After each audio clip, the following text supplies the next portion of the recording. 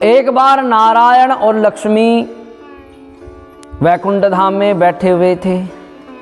नारायण ने कहा कि अरे लक्ष्मी, अरे देवी, जरा आज मृत्यु लोक में तो जा करके देखे कि हमारे भक्तों की स्थिति क्या है, क्योंकि यहाँ बैठे बैठे भी ज़रा आनंद नहीं आता जब नीचे जा कर के भक्तों को भगवान देखते हैं कि कोई प्रभु में लीन है, कोई भगवान के लिए खिचड़ी बना रहा है, कोई प्रभु के लिए कुछ कर रहा है, कोई प्रभु के लिए कुछ कर रहा है, तो भगवान भी बड़े रिश्ते हैं, वाह ये भक्त बड़े लीन रहते हैं मेरी भक्ति में, मेरी पूजा में। तो इनकी भक्ति को देखने के लिए एक दिन भगवान विष्णु ने देवी से कहा, चलो देवी मृत्यु लोक का भ्रमण करके आते हैं। दोनों बेचारे गरुड़ पर बैठ करके मृत्यु लोक का भ्रमण करने लगे। एक स्थान पर रुके तो भगवान विष्णु जी ने खड़े होकर के आंखें बंद करी। थोड़ी देर तक आंखें बंद करके लक्ष्मी से कहने लगे, अरे देवी तुम जरा इस स्थान पर रुके रहना, एक भक्त का आदेश आया हुआ है, मैं बहुत जरूरी काम से जा रहा हूँ और बहुत प्रसन्न मुद्रा में जा रहा हूँ, कोई दुखी मुद्रा में नहीं जा रहा, बहुत प्रसन्न मुद्रा में जा रहा हूँ, पर ये संकल्प करके जा रहा हूँ कि तुम यहीं रहना, इधर से उधर मत जाना। मैं इस दक्षिण दिशा की तरफ गया और आया। तुरंत भगवान ने ये कह करके गरुड़ में बैठे और तुरंत भगवान गोविंदाय नमः। पर लक्ष्मी स्त्री का चित्त बड़ा चंचल होता है, मन में विचार करने लगी कि भाई ऐसा क्या प्रयोजन था, इतने दिनों से तो यात्रा चल रही थी, इतनी यात्रा में तो नहीं कहा कि लक्ष्मी तुम इधर जाओ उधर जाओ, आज ही रुकने के लिए क्यों कह दिया, पता नहीं क्या प्रयोजन है, क्या चाल है, क्या रखा हुआ है। मन में अनेक शंकाएं करती हैं स्त्रियां। तो जब इस प्रकार की शंका चली तो सोचने लगी कि मैं भी जा कर के देखती हूँ इस दक्षिण दिशा में क्या है। तो लक्ष्मी दक्षिण दिशा की तरफ बढ़ने लगी। अब जैसे बढ़ती बढ़ती बढ़ती गई तो कार्तिक का समय चला, तो समय था तो पीली पीली सरसों के पुष्प खेत खलियान में लगे हुए थे। देख करके बड़ी आनंदित हुई कि चारों तरफ पीला ही पीला, चारों तरफ आनंद ही आनंद, चारों तरफ हरियाली। तो लक्ष्मी बहुत प्रसन्न हो गई, वाह इससे ज़्यादा आनंद कहाँ होगा। तुरंत खेत के बीच में गई और कुछ पुष्पों को, सरसों के कुछ पुष्पों को उठा करके अपना श्रृंगार करने लगी, कोई कहीं बालों पर, कोई कानों पर, कोई कहीं पर, कोई कहीं। कहा थोड़ा और आगे चला जाए, जब इतना आनंद यहाँ है तो दक्षिण में और ज़्यादा आनंद होगा।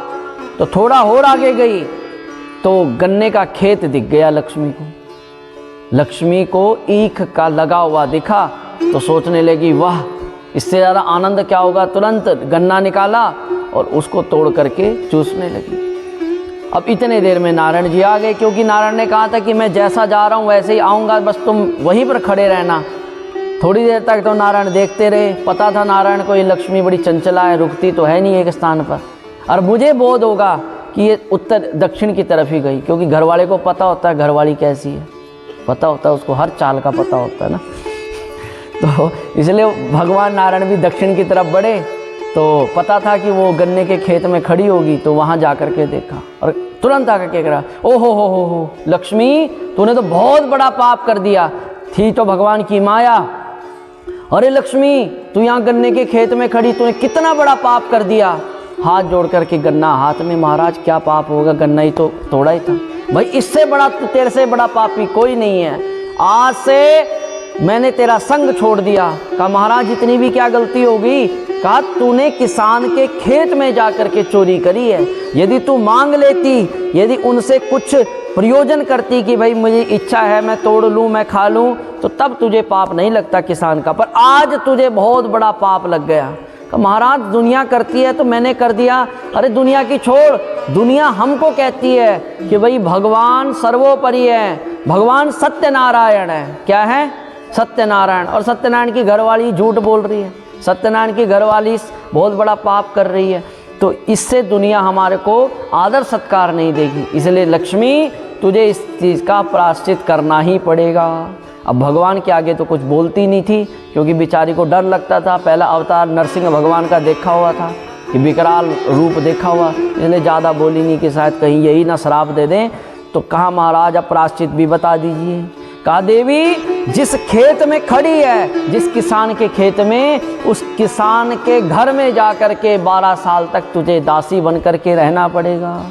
महाराज मेरे बगैर संसार नहीं। कहा चलेगा, मैं खड़ा हूँ, तो चिंता मत कर, पर तब तक अपना मुख मत दिखाना। ऐसा कहकर भगवान तुरंत गोविंदाय नमः हो गए। बोल वृंदावन बिहारी लाल की जय। तो भगवान की माया, क्योंकि प्रपंच रचना था, कोई चरित्र घटित होना था, तो लक्ष्मी ने भी कहा जब भोगना है ही है, तो तुरंत किसान के घर में गई और हाथ जोड़ करके तुरंत एक गरीब स्त्री का रूप धारण करके, अबला का रूप धारण करके किसान के घर में पहुंच गई। कहने लगी कि राम राम महाराज जी, मुझे भी आश्रय दीजिए। कहा देवी हम तो खुद आश्रय मांग रहे हैं। कहा नहीं महाराज, मुझे बस खाने के लिए अन्न दे दीजिए, मैं आपके घर की पूर्ण सेवा करूंगी, बस भैया जी मुझे आश्रय दे दीजिए। तो इतना कह कर के गरीब को भी बड़ी दया आई, किसान को दया आई कि अभी अबला कहाँ जाएगी, और भ्राता भी बोल रही है, तो इसलिए अपने घर में वह रख दिया। और उस समय से लक्ष्मी खूब वहाँ पर दासी बन करके उस किसान की सेवा करने लगी। किसान राम राम का रटन करता और लक्ष्मी खूब झाड़ू पोछा, खूब गाय माता की सेवा खूब करती। पर लक्ष्मी का सौभाग्य है, लक्ष्मी का स्वरूप है, जैसे ही किसान के घर में लक्ष्मी ने पैर रखा, बस सब किसान मालामाल होता चला गया। खूब धन किसान के पास आने लगा, सोना चांदी पैसा वाहन जमीन सब कुछ। 12 साल में तो 12 पीढ़ियों का धन लक्ष्मी की कृपा से किसान को प्राप्त हो गया। अब 12 साल होने आए तो लक्ष्मी भी बेचैन थी कि भाई नारायण का दर्शन, नारायण तब तक नहीं आएंगे जब तक 12 वर्ष नहीं हुए।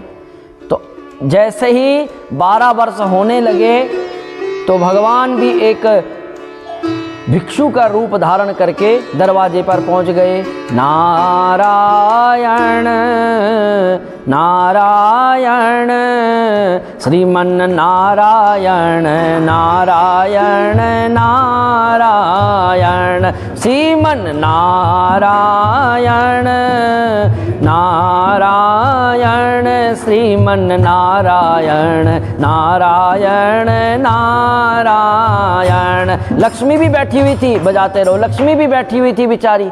जैसे ही नारायण सुना वो भी कहने लगी बद्री नारायण नारायण नारायण श्रीमन नारायण नारायण नारायण लक्ष्मी नारायण नारायण नारायण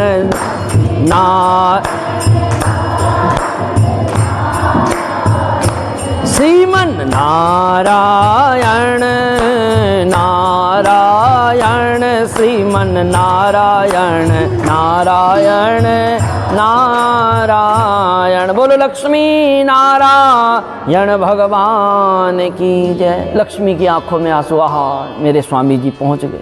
माताओं याद रखना, ये कथा मैं इसलिए सुना रहा हूँ, बड़ी प्यारी कथा है, तो सिर्फ एक आधे पेज की, पर थोड़ा बताना पड़ता है। अकेली लक्ष्मी कभी आनंदित नहीं रहेगी, अकेली लक्ष्मी कभी आनंदित। आपने एक स्वरूप देखा होगा, मैं इसलिए कहता हूँ थोड़ा जल्दी कर लिया करो, आनंद आता है। अब फिर घड़ी की तरफ देखोगे, इतनी आपने देखा होगा क्षीर सागर, क्षीर सागर मतलब समुद्र में नारायण ऐसे सोते हैं, नहीं सोते, और लक्ष्मी चरणों में रहती है। अब एक बात बताओ, लक्ष्मी नारायण के चरणों में है और लक्ष्मी को हम पकड़ के बैठे। अरे भैया पहले नारायण को पकड़ लो, लक्ष्मी स्वतः हमको प्राप्त हो जाएगी। अरे जहाँ नारायण बैठेंगे वहाँ लक्ष्मी अपने आप बैठेगी। पर एक चीज होगी, उसका एक फायदा होगा, आपत्कालीन लक्ष्मी हमको नहीं प्राप्त होगी। नारायण जहाँ होंगे, क्योंकि लक्ष्मी का फिर सामर्थ्य नहीं कि वो शरारत पंथी कर ले, क्योंकि वो चंचला है। वो लक्ष्मी कहती है कि भाई मैं अकेली हूँ तो तुम्हारा पैसा रोग में भी दूंगी, तुम्हारा पैसा बरकत में भी दूंगी, तुम्हारा पैसा गलत स्थान पर भी जाएगा। पर जहाँ नारायण बैठे तो घबरा जाती है कि भाई मुझे गलत नहीं जाना, मैं तो शांत हूँ, है ना। तो इसलिए साथ में पति का होना बहुत जरूरी है।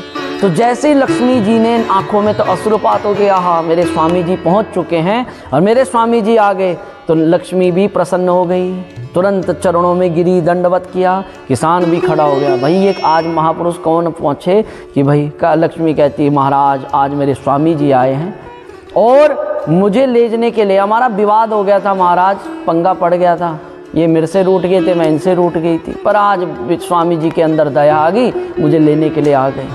तो किसान ने भी कहा देवी अब तू तो नहीं जाती, तू तो बस अब यहीं रहेगी। कहा नहीं महाराज मैं तो नहीं रहती, मैंने तो अब मेरे स्वामी आ रखे, मैं तो स्वामी के साथ जाऊंगी।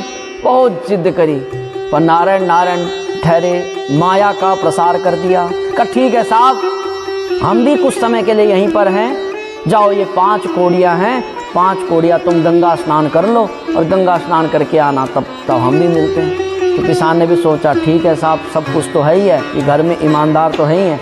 तो गंगा स्नान के लिए पहुंच गए। अब जब गंगा स्नान किया किसान ने, तो गंगा स्नान करके जो 5 कोड़ियाँ थी वो उसने कहा था भगवान ने कि वो 5 कोड़ियाँ गंगा में समर्पण करना। अब जैसे किसान 5 कोड़ियाँ गंगा में डालने लगा तो गंगा के हस्त निर्मित हो गए। बोलो गंगा मैया की जय। गंगा खड़ी हो गई। अरे महाराज, अरे किसान भैया ये कहाँ से आ गई कोड़ियाँ?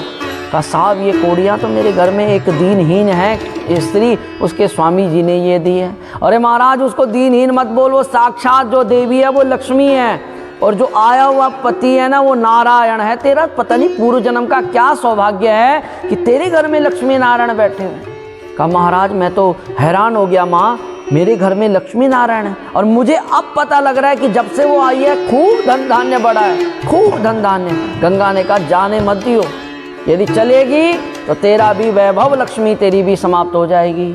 बस कान में जो पट्टी पड़ी हुई थी, घर में पहुंचा किसान, तुरंत चरणों में गिर गया। हे प्रभु मैं पहचान गया, मैं आप दोनों को पहचान गया, बस अब तो जाने ही नहीं दूंगा।